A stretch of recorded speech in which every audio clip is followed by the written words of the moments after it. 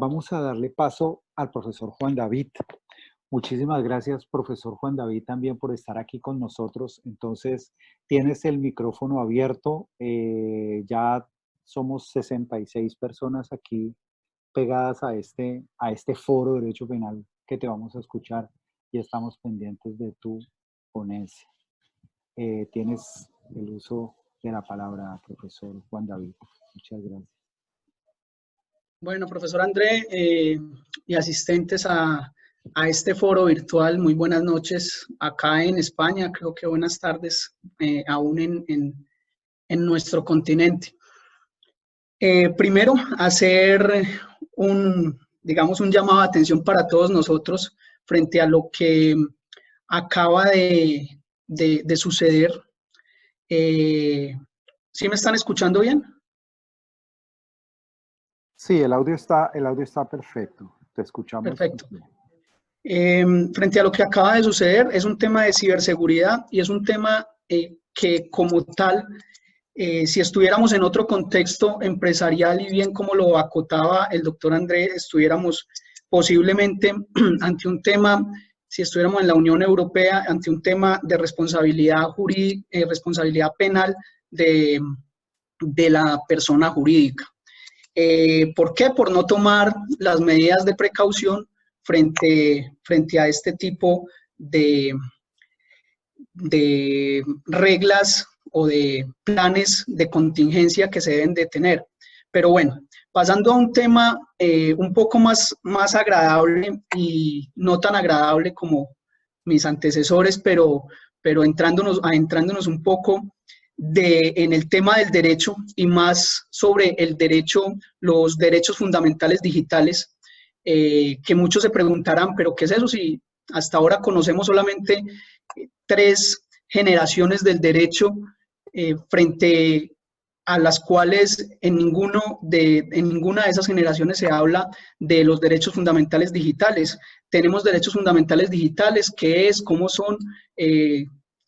Háblenme de eso. Entonces, precisamente es el tema que voy a abordar, en el cual también haré relación a ese tema de la libre expresión que por acá el doctor William Daza hacía una pregunta.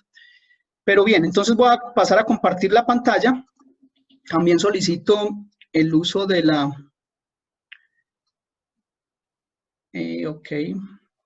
Listo, ya lo tienes.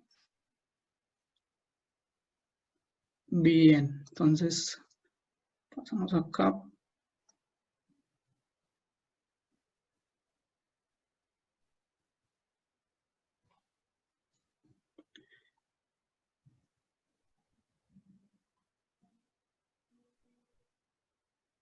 Ok, entonces vamos a iniciar.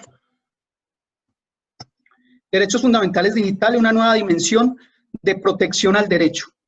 Lo primero que nos debemos de preguntar, comienzo con esta frase, siempre comienzo mis presentaciones con esta frase del gran maestro y profesor, el doctor Ricardo Posada Maya: la ciencia deja de ser ficción en el momento que toca regular.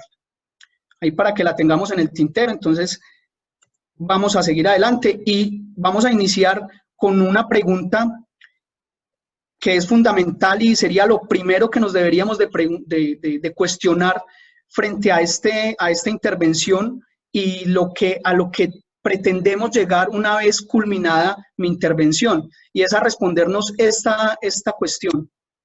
¿Las herramientas tecnológicas son un derecho fundamental en sí mismo o son un medio para garantizar otros derechos? En ese sentido, entonces, nos encontramos ante 3 generaciones del derecho, de los derechos fundamentales. La primera generación hace alusión a los derechos civiles y políticos. La segunda, como bien lo conocemos, son los derechos sociales económicos. Y la última generación que nos trajo la incorporación de nuestra Constitución, hablo por Colombia, en el año 91, entonces nos trae el derecho de los pueblos, en donde se habla del derecho a la paz, el derecho a un ambiente sano, pero aparece entonces hoy día que todos esos derechos que antes eran análogos, ahora se están llevando a un ambiente diferencial, a un ambiente digital, no virtual, porque la virtualidad es lo que estamos teniendo quizás en este momento, pero lo digital es diferente. Entonces vamos a tener unos derechos a los cuales los hemos llamado o se están llamando derechos digitales. Y para hacer alusión a esos derechos digitales, vamos a hacer alusión al primer derecho. Ese primer derecho donde se congrega el ciberespacio con las nuevas tecnologías, y al tener esas nuevas tecnologías tenemos que hacer alusión al Internet de las cosas, al Big Data, al Machine Learning, a las redes sociales y todos esos medios tecnológicos que se usan como, valga la redundancia, como medio o como fin para interactuar, para obtener nuestros derechos, pero también para cometer infracciones, para cometer delitos, o que también nos pueden llegar a servir para demostrar la inocencia o para demostrar o refutar una prueba en un derecho, en cualquier ámbito del derecho, bien sea laboral, civil, derecho privado y derecho público. Bien, esa comunión que hay entre el ciberespacio y esas nuevas tecnologías unidas unidas a esas nuevas tecnologías, se presentan entonces como un nuevo mundo, y ese nuevo mundo es un mundo omnipresente, un mundo que es intangible, de donde surgen nuevos derechos que junto con los derechos tradicionales toman una nueva dimensión, y toman una nueva dimensión porque más allá de exigir los derechos análogos, los derechos que ya conocemos, tenemos que hacer uso de esos derechos en ese ciberespacio, en ese mundo digital en el cual cada vez nos sumergimos más, y a raíz de eso, entonces, permite la llegada de lo que nosotros conocemos como la World Wide Web o el Internet. ¿El Internet como qué? Como fuente. También puede ser el Internet como medio, o puede ser el Internet como un canal, como un medio, como una fuente para transmitir información, para generar información o para almacenar información y posteriormente mostrarla. ¿Qué permitió la aparición de esos derechos básicos en el Internet? Aparece entonces el concepto de ciudadanos digitales.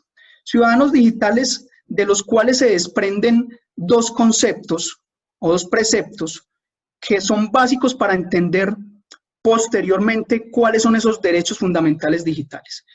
Un primer concepto hace referencia a la brecha digital. Esa brecha digital que busca que el Internet se convierta en una fuente de desigualdad. De desigualdad en el sentido positivo, es decir, que se reduzca la desigualdad que hay frente a ¿qué? A la información, al acceso a la información, el acceso a las noticias, el acceso que podemos tener nosotros a conocer nuevas cosas y a generar y producir conocimiento. ¿Para eso qué necesitamos? Pues, o cómo se reduce esa brecha digital, mediante una alfabetización digital.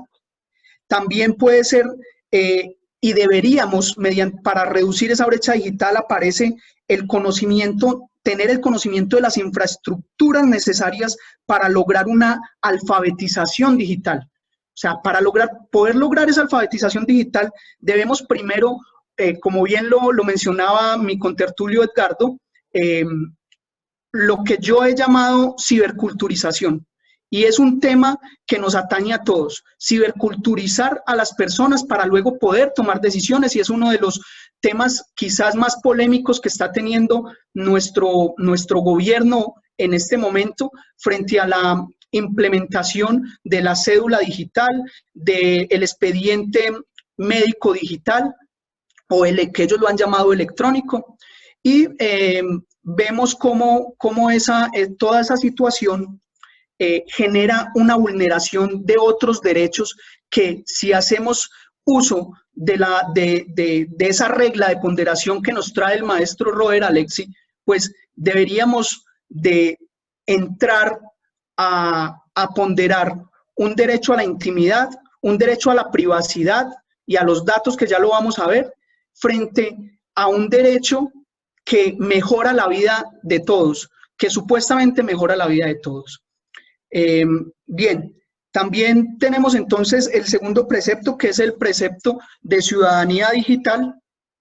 Ese precepto de ciudadanía digital hace alusión a 3 dimensiones, o se abordan desde 3 dimensiones. Una primera dimensión, que es la ampliación de la ciudadanía tradicional, es decir, ese libre uso del conocimiento, ese libre acceso a la información e interacción simple y concreta con las administraciones públicas. Que yo no pueda, y ahí viene esa ponderación de la que estaba hablando, que yo ya no tenga que ir a la alcaldía, que yo ya no tenga que ir a solicitar mis antecedentes judiciales, que yo ya no tenga que ir a solicitar mis antecedentes penales, sino que todo lo pueda hacer por medio de las TICs. Pero para eso requerimos que antes que eso se generen políticas públicas de ciberseguridad, para que no se vean expuestos nuestros datos y nuestra información ante a cualquier persona. Viene una segunda dimensión, que es la lucha o la exclusión digital. Esa exclusión digital hace alusión a través de la inserción de los colectivos marginales y la implementación o la buena implementación de las políticas públicas de profesionalización frente a los temas que atañen las TICs, la ciberseguridad, que son 2 conceptos diferentes, que no viene el caso traerlos en esta charla, pero esa ciberseguridad, formar esas personas, formar nuevas personas en ciberseguridad, formar nuevas personas como ciberabogados, porque no los tenemos a nosotros los abogados, nos da pereza o nos da tedio romper esos paradigmas y así acercarnos más a esa brecha digital. Y la última dimensión es aquella que se concentra en las políticas de educación ciudadana, creando una inteligencia colectiva que asegure que ningún Estado quede excluido del mundo globalizado. Es decir, que tengamos desde Colombia la posibilidad de interactuar o de obtener conocimiento del orbe para culturizarnos más, para tener un mejor acceso a cualquier tipo de información verídica, y pongo el ejemplo de Google Academic, pero debería de ser, esa dimensión debería estar disponible para todas las personas. Y aquí entonces nos surge la gran pregunta: ¿cómo incluir todo esto en los ordenamientos jurídicos internos e internacionales? Cuando sabemos que Internet supone un peligro, pero también supone, lo decían al iniciar, también supone un mejoramiento de vida. Entonces, ¿cómo incluir esos 2 conceptos? ¿Cómo generar que nuestros datos, nuestra información y nuestros ciudadanos digitales sean seguros, para que a su vez se genere un mejoramiento en la calidad de vida de cada uno de esos ciberciudadanos o de esos ciudadanos digitales que se encuentran ya no en una ciudad, sino en una Smart City? ¿Sí? El reto está en buscar equiparar esos dos conceptos. El Internet como peligro, pero también el Internet como mejora mi vida. Entonces, al yo buscar ese equilibrio, pero el equilibrio no se busca, no voy a entrar acá en temas políticos, a veces intento ser políticamente incorrecto, políticamente correcto, pero soy políticamente incorrecto. Entonces, no voy a entrar a cuestionar acá decisiones de gobierno, pero sí hago alusión a la implementación de esa cédula de ciudadanía digital y a esa historia clínica electrónica, la cual se implementa como vinculante mediante una ley y que todos lo vamos a tener que cumplir, pero ¿cómo están garantizando y por qué mejor no primero se generan políticas y leyes para generar la ciberseguridad, para que los ciudadanos estemos medianamente ciberseguros? Porque está claro que los ciberataques son inevitables y no hay quien garantice un 100% de seguridad. Bien, ahora sí, después de toda esta introducción y esperando que el tiempo me alcance, vamos a hablar de los derechos fundamentales digitales. Y vamos a hacer alusión rápidamente al derecho de la protección de datos. Ese derecho de protección de datos se debe de tomar como autónomo. ¿Autónomo a qué? Autónomo al derecho a la intimidad. Debe ser un derecho fundamental diferente al derecho a la intimidad. Y ese derecho a la protección de datos trae cuatro postulados o cuatro derechos que se desprenden de ese principal derecho a la protección de datos, a los cuales no voy a entrar en detalle porque veo que me estoy quedando corto en tiempo y el tema es un poco extenso. Y son el derecho al acceso a los datos, el derecho a la rectificación y a la cancelación, el derecho a la oposición de esos datos y el derecho a la portabilidad de los datos. Hay otros tipos de derechos fundamentales que los trae Artemio y Rayo y que vienen contemplados desde en el título 10 de la Ley Orgánica de Protección de Datos española, la ley 3 de 2018, desde el artículo 79 al artículo 97. Son 18 derechos digitales en total. Pero acá voy a hacer solamente hincapié en dos, que son los que nos convocan en este foro. Derecho, acá no los voy a leer, ahí los pueden observar. Esos cuatro derechos que están viendo van encaminados ¿a qué? A romper la brecha digital. Luego vienen este que es súper importante, el derecho al olvido, pero que desafortunadamente pues acá no es el escenario para tratarlo. Y voy a hacer referencia a estos dos. El primero, el derecho a la libertad de expresión y a la veracidad de la información.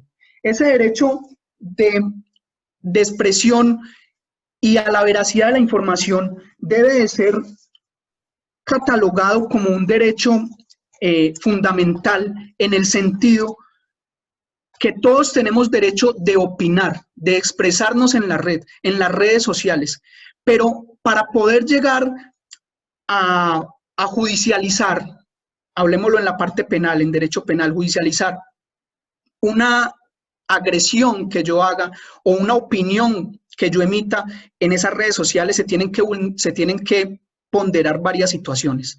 Lo primero es qué tan público es mi figura, qué tan pública es mi figura frente a una ciudadanía o frente a una población, a un estado. Y si mi figura es pública, estoy expuesto a que me hagan opiniones, a que me digan, a que me hagan sugerencias o incluso a que vayan en contra de mis presupuestos políticos, religiosos o demás. La privacidad de nuestros datos y de nuestra información, o más bien de nuestra información, va hasta donde nosotros lo permitamos.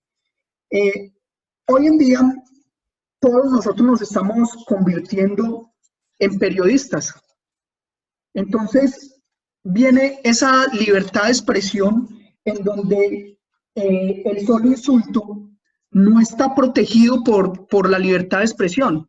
Y tendría que ponderarse es la veracidad con la verdad.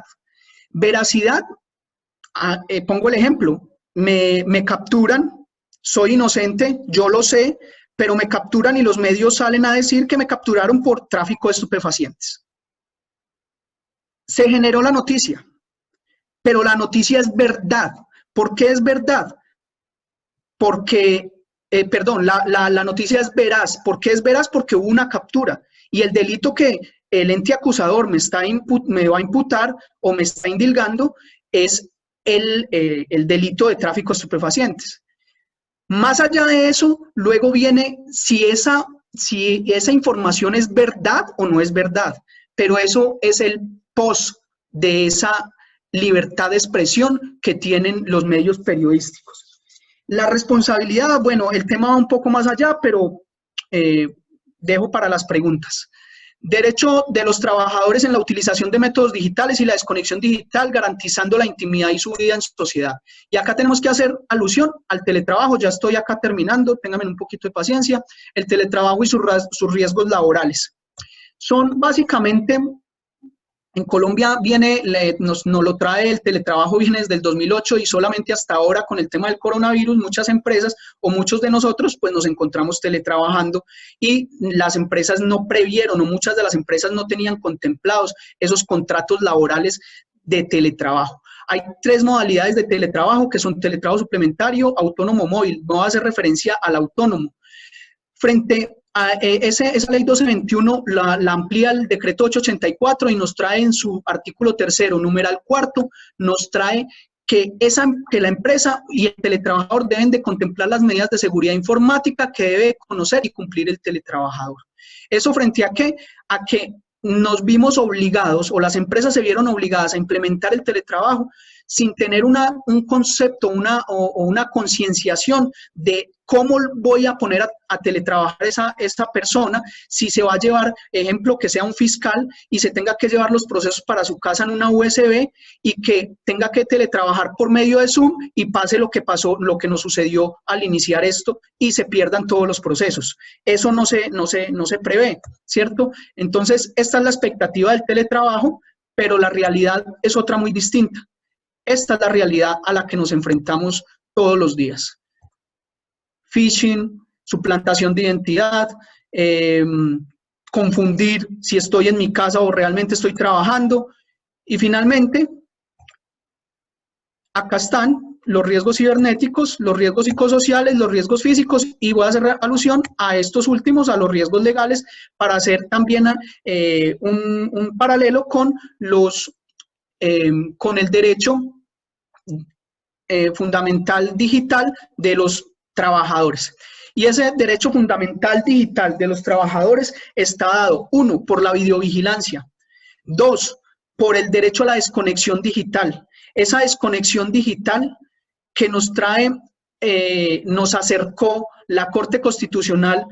Les debo la sentencia, ahora en un momento se las doy, cuando reguló o hizo alusión a la creación de grupos de WhatsApp en el ámbito laboral. Esa desconexión digital no hace otra cosa más que diferenciar el horario laboral del horario que yo debo de pasar en sociedad y que debo de pasar con mi familia. Es decir, que si entro a trabajar a las 8 y salgo a almorzar a las 12, debo desconectarme digitalmente y no me hagan ningún requerimiento mediante los grupos de WhatsApp porque están interfiriendo en mi vida personal. El derecho a la videovigilancia, y así hago relación a los trabajadores autónomos frente que a esas personas que trabajan desde cualquier punto del orbe y la empresa le exige que tiene que estar videovigilado o que tiene que tener una cámara que todo el tiempo lo esté observando o que tiene que tener un rastreador satelital. Otro aspecto legal importante es la protección de los datos. ¿Quién va a ejercer como el responsable de los datos y quién va a ejercer como delegado de los datos? Figura que no trae la ley 1581 de ley de protección de datos colombiana, no trae la figura del responsable ni trae la figura del delegado, y es una figura que para temas de compliance se va a hacer necesaria. Y acá con esto termino. Preguntas, dudas, aclaraciones, o todo quedó lo suficientemente confuso. Espero hayan quedado más preguntas que otra cosa, y culmino con un tema de precisamente el compliance, que es la responsabilidad penal de las personas jurídicas que va a empezar a implementar Colombia sí o sí, gústenle a los penalistas, a algunos penalistas, a otros no les guste, pero se va a tener que implementar. ¿Por qué? Porque simplemente Colombia ratificó el convenio de Budapest contra la cibercriminalidad, y el convenio de Budapest hace alusión de que todos los estados, parte de ese convenio, tienen que tener normatividad de responsabilidad jurídica, de la responsabilidad penal de la persona jurídica. Bueno, muchas gracias. Profesor Juan David, A ti muchísimas gracias por tu intervención y por supuesto que el compliance va porque va, puede que temporalmente, pero va porque va, es lo más seguro. Digamos que serán lo primero que vayamos antes que los alemanes, porque ellos no van, vamos nosotros. Pero digamos que es una posición discutible la de algunos penalistas, pero yo creo que eso se va a dar y se está dando, inclusive ya en este momento en Colombia se está dando. Una pregunta tengo yo en específico de tu conferencia eh, acerca de lo siguiente. La protección de datos como bien jurídico tutelado o como derecho fundamental. ¿En dónde la circunscribimos? ¿Como un bien jurídico o como un derecho fundamental? ¿O en su defecto como ambas? ¿Cómo la podemos ver desde tu perspectiva? Yo lo contemplaría como un derecho fundamental, tal como lo trae la ley española, eh, pero como un derecho fundamental diferente al derecho a la intimidad. Y no lo traigo como un bien jurídicamente tutelado porque para eso ya tenemos la ley 1273 de, de delitos informáticos, donde el bien jurídicamente tutelado es la protección de la información y los datos, que en mi concepto, sin entrar en polémica, y no es el escenario, pero en mi concepto está un poco, o mejor, está mal diseñada, trayéndonos varios conceptos y varios verbos rectores dentro de un mismo artículo, y finalmente se olvidó y solamente nos trae el bien jurídicamente tutelado de esos datos y de esa información, pero se olvidó de que las TICs deben de ser protegidas como medio y como fin. Entonces, para mí, debe de ser considerado un derecho fundamental, digital. Sí, de acuerdo, que el derecho penal no sea el vasito aguamacero que resuelve todo, sino que tenemos un derecho fundamental, es más que un bien jurídico, es un principio, ¿no? Viene de un principio, nos manifiesta que ya digamos, los principios rectores clásicos hay que empezar a reevaluarlos en la era de la tecnología. Muchas gracias, profesor Juan David. Ahora, la Segunda Guerra Mundial fue que se empezó a cerrar el problema de los datos. Los estados empezaron a controlar los datos. Ni hablar de lo que ocurrió con las Torres Gemelas. Cuando las Torres Gemelas cayeron hacía 3 meses que en el Congreso de los Estados Unidos se ha puesto de presente una ley que decía que el Estado tenía el derecho de intervenir los correos electrónicos de todos los ciudadanos, porque lo que pasa es que había una amenaza del Estado Islámico delicadísima. Entonces, que esa protección de datos, hombre, estaba muy cerrada, era muy cuadriculada. Entonces, que eso no es un derecho, que mire, lo que pasa es que si el Estado puede manejar los datos de todo el mundo, pues vamos a estar más protegidos. Y se empezó a hablar de la seguridad ciudadana y después viene un tercer elemento del terrorismo, que es el Estado Islámico. El Estado Islámico, cuando se crea, definitivamente le dice al ciudadano de a pie, mira, si el Estado no maneja tus datos, mira en lo que se puede convertir tu familia, tu casa y tu trabajo. Hay que acabar con ese Estado Islámico y la forma de hacerlo es que tú le des tus datos al resto, al Estado, perdón, y que el resto del mundo también lo haga.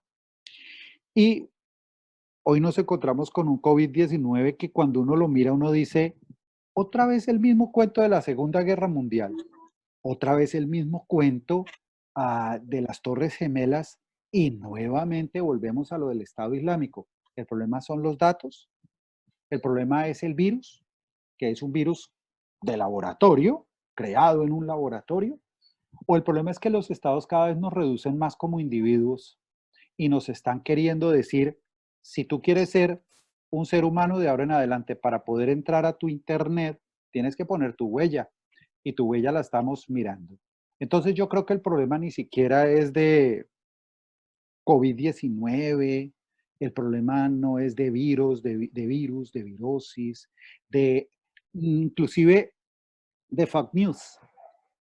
Yo creo que el problema es el mismo de siempre y quiero saber ustedes como conferencistas qué piensan de esto. ¿Derechos fundamentales o protección de la seguridad ciudadana? Jesús María Silva Sánchez tocaba el tema del derecho penal de quinta velocidad. Hombre, es que hay varios derechos penales. Gunther Jacobs tuvo una pelea enconada con Klaus Roxin. Hombre, el derecho penal del enemigo. Y eso aquí le pegaron durísimo a Gunther Jacobs, que era más lógico en lo que decía, pero que yo lo lamento, a mí me da una pena con los que no quieren a Jacobs, pero el tipo cantó esto hace rato. El tipo dijo, mira, hay un enemigo que es invisible y que si no lo tratamos como el enemigo nos va a destrozar. Desde el punto de vista penal no me quiero meter en la dogmática. Ahora nos encontramos con esto y fíjense ustedes, no, es que la solución es empezar a violentar los derechos fundamentales. Es que si a todos se nos pueden meter a nuestro correo electrónico, vamos a estar seguros. Entonces yo quiero saber ustedes qué piensan de eso, derechos fundamentales o protección de la seguridad ciudadana. Les voy a dar, me gustaría, profesor Juan David, ¿tú qué piensas de este dilema que estamos planteando acá? ¿Cuál es Bueno, tu postura? bueno, gracias. Yo necesariamente tengo que abordarlo desde dos puntos de vista. El primero, como exfuncionario de una entidad como el Departamento Administrativo de Seguridad. Y la segunda, como jurista, e incluso una tercera, que es la parte técnica y viéndolo desde la parte de la ingeniería o desde la parte técnica. Y lo discutía hace poco en una de las columnas que saco cada mes en mis redes sociales. Precisamente fue el tema que traté frente el primero que implementó este tema fue Israel y fue el sistema de inteligencia de Israel. Y para contestar la pregunta, y como la idea es entrar en polémica en estos espacios académicos, porque si no, no se vale. Entonces, para mí, hago uso siempre de alguien a quien admiro mucho y es el maestro Robert Alexi, como lo mencionaba en la charla, frente a la ponderación de derechos. Y esa ponderación de derechos, la pregunta que se planteaba en este momento frente al COVID-19 es realmente cuál es el derecho fundamental que está en contraposición o que se está encontrando con el derecho a la intimidad o más allá del derecho a la intimidad, el derecho a la protección y los datos y a la información. Si el que se pondera, el otro derecho a ponderar es la vida o es la salud. Si es la vida, acá están mis datos. Porque, entre otras, el maestro Robert Alexi dice, uno de los temas que se debe tener en cuenta o de las cláusulas que se debe tener en cuenta para ponderar ese derecho, o para ponderar dos derechos fundamentales, es la cultura. Entonces, no es lo mismo, siempre pongo el mismo ejemplo, el de la transfusión de sangre, ¿sí? Para un judío que para un colombiano, y si una persona se está muriendo y necesita una transfusión de sangre, pues prima el derecho a la religión para ellos que el derecho a la vida, si estuviéramos allí. Pero si estamos en Colombia, pues no es así. Entonces, ¿frente a qué estamos? ¿Frente al derecho a la vida o frente al derecho a la salud? Si es el derecho a la salud, pues hombre, el derecho a la salud, o sea, no me voy a morir porque no entregue mis datos, ¿sí? Pero si es el derecho a la vida, entonces, ¿cuál es el que se pondera? ¿Cuál es la tasa de mortalidad que contempla el COVID-19?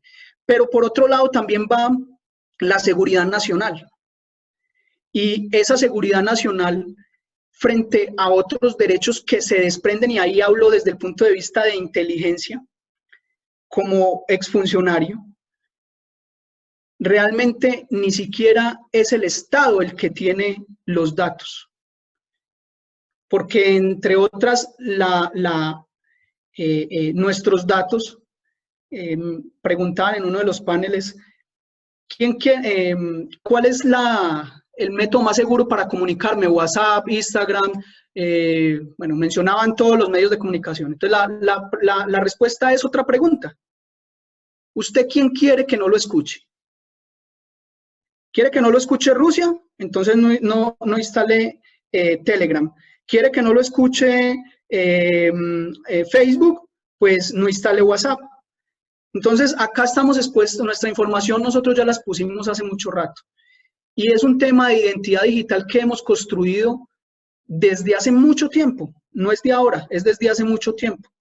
Y toda esa información ya está en la red. Entonces, ¿qué más da para prevenir para garantizar nuestra vida si es realmente lo que se busca? Y bien lo mencionaba Julieta, la doctora Julieta, es quién controla a quien nos controla. No es que entreguemos nuestros datos, es que nos digan qué se va a hacer con esos datos.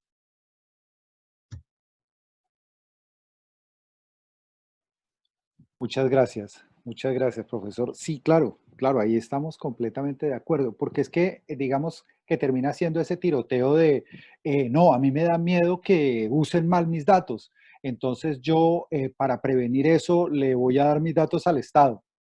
Ajá, lo que tú estás diciendo es tal cual, es que no se los estoy dando al Estado, se los estoy dando como a 10 intermediarios que hay entre mis datos y el Estado, porque el Estado no es el mismo presidente ni sus ministros los que van a recibir los datos y los van a tener en una libretica.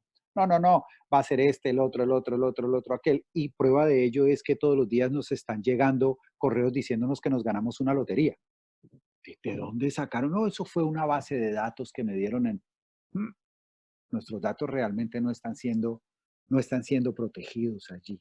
No están siendo protegidos allí. Pero lo que sí queda en el ambiente es que el tiroteo sigue siendo el mismo. Hay un derecho fundamental allá a la intimidad, que a mí no se me mete nadie en mis cosas, o el Estado sigue interviniendo, los estados siguen interviniendo y picando para poderse meter en la intimidad de los seres humanos, demostrándole a los seres humanos que la intimidad es peligrosísima, que no hay nada más peligroso que un árabe montado en un avión o que un chino con una cajita montado en un avión. Esos son peligrosísimos. ¿Y por qué? Es más, los que hemos tenido que viajar por cuestiones de trabajo, a mí ya me da susto, porque yo me siento en un aeropuerto internacional y volteo a mirar y veo a una mujer con una burka y digo, no, mi chica, y se va a subir en el mismo avión que yo. ¡Wow! Pero por favor, le da a uno ese miedo, ya uno les tiene miedo. Y hay determinadas acciones que a uno ya le dan miedo de la gente. Para cerrar este foro, preguntándoles algo muy concreto a nuestros panelistas, algo muy concreto. La pregunta es, ¿cuál debería ser la herramienta más eficaz para prevenirlo? Que cada uno de ustedes nos dijera una herramienta eficaz para prevenir este problema de la violación a los datos. Una herramienta eficaz para poderlo prevenir. Profesor Juan David, cuéntanos, una herramienta desde tu óptica, ¿cuál sería? Todo está dicho. Uh-huh. La ciberculturización. Uh-huh.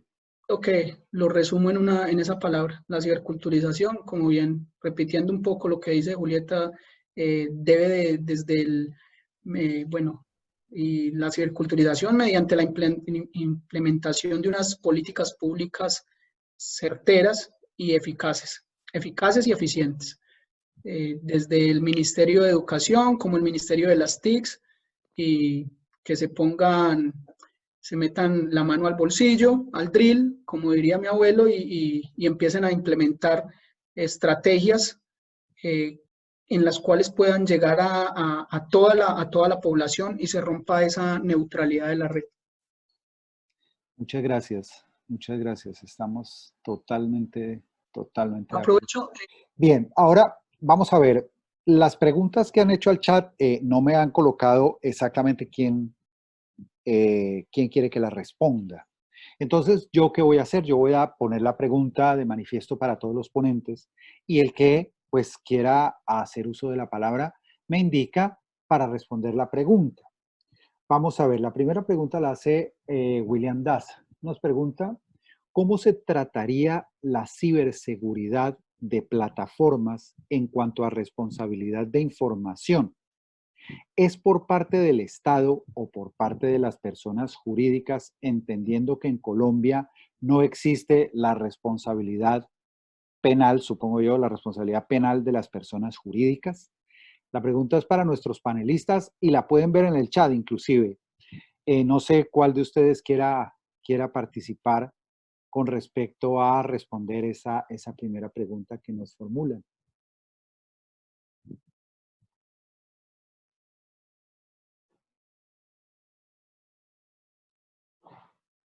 Bueno, me animo. Vale, ok. Respondo Muy bien. al gran profesor William Daza, gran penalista. Ok.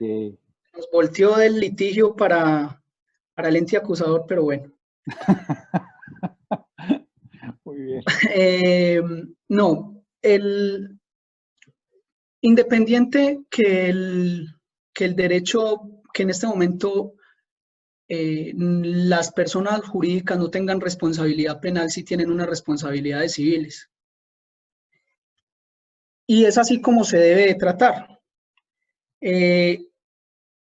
Dicen, ¿cómo se trataría la ciberseguridad de plataforma en cuanto a responsabilidad de información? ¿Es por parte del Estado? No, definitivamente no es por parte del Estado. Sí hacen falta, lo que sí tiene que generar el Estado son unas normativas que no ha generado y está en mora de hacerlo, a pesar de que con el COMPES se creó el COMPES 3701, si mal no estoy. Les debo, de pronto les miente el conferencista, pero el COMPES que creó el COLSER, el Centro y el CECIR y el SECOG, que es quienes están encargados en este momento de nuestra ciberseguridad, de la ciberseguridad en Colombia y de los incidentes cibernéticos.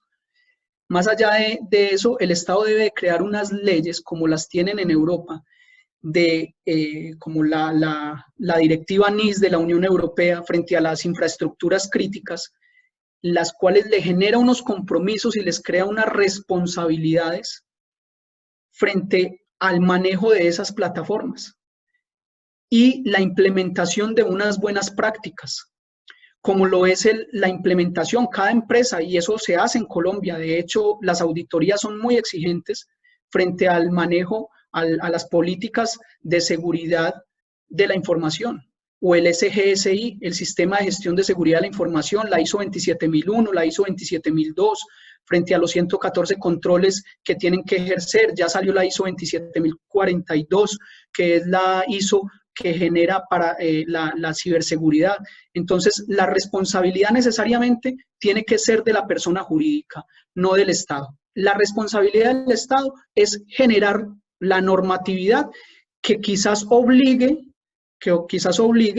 el Estado, claro está, entendiéndolo como el Congreso, que es quien legisla, pero es desde allí, es donde tienen que salir unas normas claras, precisas y concisas que reorganicen y que exijan a estas personas jurídicas a cumplir una normatividad.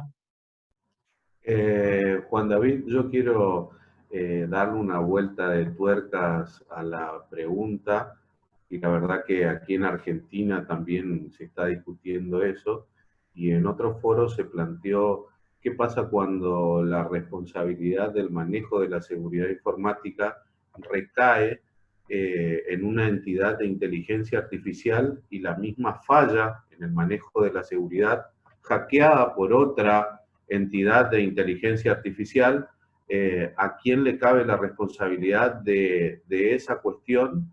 Y si en tal caso el sujeto activo de la responsabilidad, estamos hablando de la compañía, puede aducir un caso un caso fortuito, que no estaba previsto ni en la ley ni en las normas de seguridad previstas hasta ese momento, ya que la entidad de inteligencia artificial maneja una serie de variables, digamos, y va yendo con el machine learning, etcétera, etcétera, pero si falla, la responsabilidad sobre quién recae, sobre el ingeniero en sistema que aplicó sus conocimientos y sus sesgos respecto de la seguridad informática, sobre quien lo contrata, la cadena es compartida.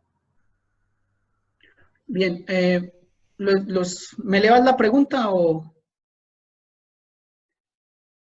Sí, sí, sí, por favor. Ok, bien.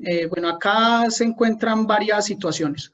Uno, si hablamos de qué tipo de responsabilidad, si es una responsabilidad penal, estaríamos hablando de entes dotados de inteligencia artificial, que en este momento no los hay, pero que hay unos entes autónomos, ¿sí?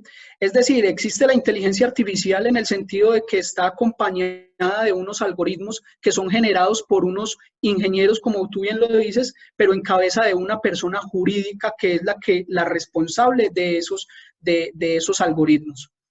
Cuando esos entes de inteligencia artificial empiecen a tomar sus propias decisiones con base en la experiencia, como quizás que lo han tratado de soslayar y de esconder y demás, pasó en Alemania con el brazo mecánico, que yo siempre también coloco ese ejemplo, el brazo mecánico que iban pasando unas personas, pasaron varias y tomó específicamente a una persona y cumplió su función, que era lanzarla contra una pared metálica, y le causó la muerte. Ahí la conducta en este momento sería típica, ¿sí? Porque quien cause la muerte tendría que ser una persona humana. No hay una responsabilidad penal en este momento para los entes dotados de inteligencia artificial, con decisiones autónomas. En este momento, entonces, esa responsabilidad, y por eso es muy importante la figura del responsable y del delegado del manejo de los datos. Si la empresa que se contrató, el responsable del manejo de los datos, que es esa empresa, dispone que todos los datos se van a manejar mediante Machine Learning y mediante Big Data implementado al Machine Learning, quien debe de responder en este momento, tanto penalmente, responsabilidad penal de la persona jurídica si estuviésemos acá en Europa, o responsabilidad civil si estamos en Colombia, porque creo que en Argentina sí la hay, la responsabilidad penal, tendría que ser la persona jurídica, no el ingeniero, no el CISO, no quien desarrolló el algoritmo, porque finalmente quien debe de garantizar por acción o por omisión las conductas que se generen frente a la falta de compliance, y ahí es donde tiene que entrar a probar esa empresa o esa persona jurídica qué planes tiene para prevenir esas acciones delictuales. Claro, absolutamente de acuerdo con lo que tú estás diciendo. Y además ahí hay una cuestión que hay que acotar, y es el tema de la imputación. A nosotros no podemos hacer una imputación desde el punto de vista objetivo, nunca, a personas inanimadas que además viven de inteligencia artificial, ¿sí? Digamos que desde el punto de vista de la imputación volveríamos simplemente al riesgo causal, ¿no? Es que causa y efecto, causa y efecto. Claro, y claro, pero en materia de derecho penal quedaríamos volando. Lo que precisamente implica la responsabilidad en materia penal son las normas del compliance. Sin compliance no habría responsabilidad penal, porque haría falta lo que une el comportamiento con el resultado, que la objetivación se logra a través de esa norma de cumplimiento. Si no la tenemos, no puede haber responsabilidad penal, porque volveríamos al mismo cuento de la causalidad, de la causalidad, de la causalidad, de la causalidad, ¿sí? Y entonces la equivalencia de las condiciones, y a echarle la culpa al que se inventó la pistola, porque si no se lo hubiera inventado, entonces Pedro no hubiera matado a María de un disparo de arma de fuego. Aquí volvería a ocurrirnos lo mismo. Tendríamos que replantear por completo todo lo que es la postura de la imputación objetiva, o por lo menos reorganizar principios que permitan establecer el nexo objetivo desde la visión de la imputación objetiva, teniendo en cuenta siempre la norma de cumplimiento, siempre el compliance sería lo único. Si no hay compliance, no puede haber imputación. No puede haber imputación. Bueno, profesores, yo desde acá, desde la distancia, les mando un abrazo. La distancia es corta para con Aldair, estamos aquí a un par de kilómetros. Pero, profesor Juan David, profesora Juliana, profesor Edgardo, desde acá yo les mando un abrazo muy fuerte. Cuídense muchísimo, cuídense mucho, estén muy pendientes de lo que ocurre. Y un agradecimiento enorme por habernos acompañado. Pues una disculpa por cualquier falla que se pueda haber presentado. Tuvimos inclusive, fíjense, los estudiantes están encantados, me están escribiendo, los efectos especiales estuvieron fabulosos.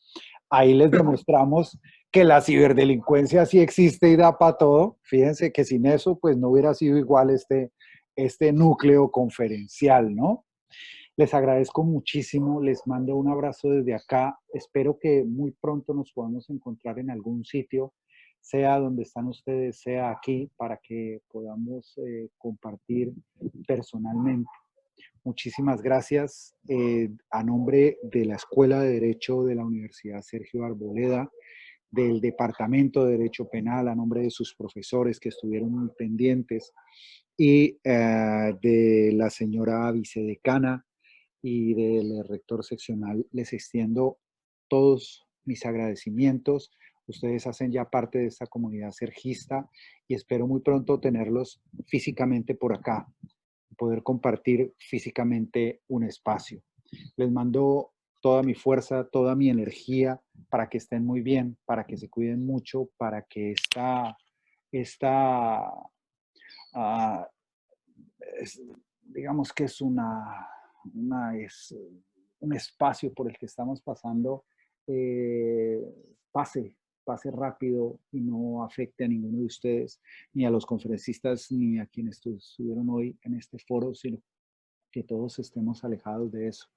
Con toda mi fuerza, mi energía y mi cariño, les mando un abrazo desde acá y les agradezco infinitamente habernos acompañado en este foro.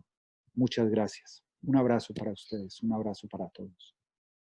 Usted, maestro, infinitas gracias. Muchas gracias, que estén muy bien. Bueno, ustedes también. Muchas gracias. Así damos por terminado el foro.